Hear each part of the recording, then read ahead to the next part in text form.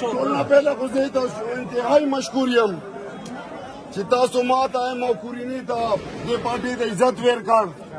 ورونو ډېر بدبخته به وي، ډېر بدنصیبه به وي چې د دې جذبې او د دې اخلاص قدر ونه کړي.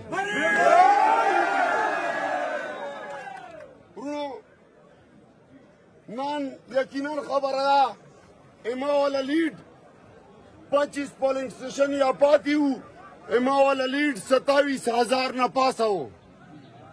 او دو ظالمان جابران پرونه رسې لګیا وو، ډرامې کولې.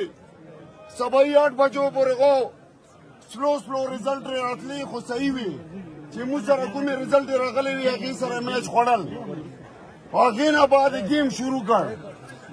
تاسو سوچ وکړو چې درې کې کوم پولنګ سټیشن وي، هغې پولنګ سټیشنو کې اور لګېدلی و.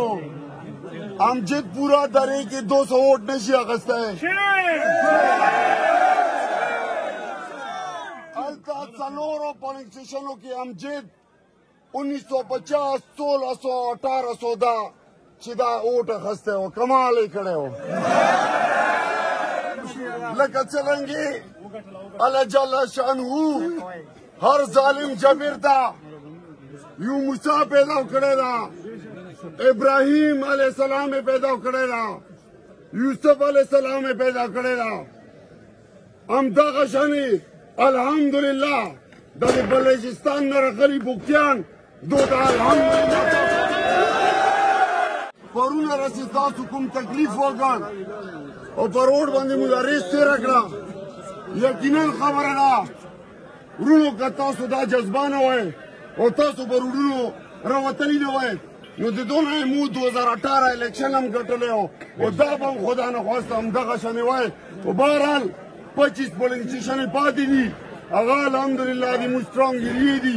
انشاءالله دغو دا 25,300 لیډ مو دې ټایم و چې دو کم کړ، اوس یې 7,000 لیډ ته راوستل. خو 25 پولنګ سټیشنې پاتې دي. انشاءالله د لیډ به 40,000 ته بیا رسوو.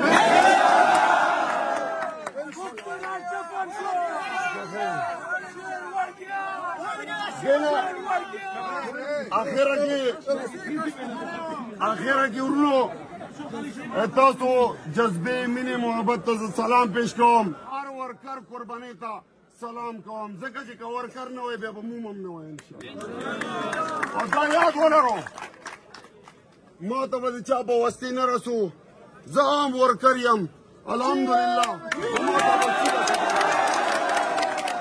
بل اخره کې ورونو د نظم و ضبط د ډسپلن مظاهره به کوو، ځکه چې یو قوم چې کله د ډسپلن چې دا مظاهره نه کوي یا قوم نشي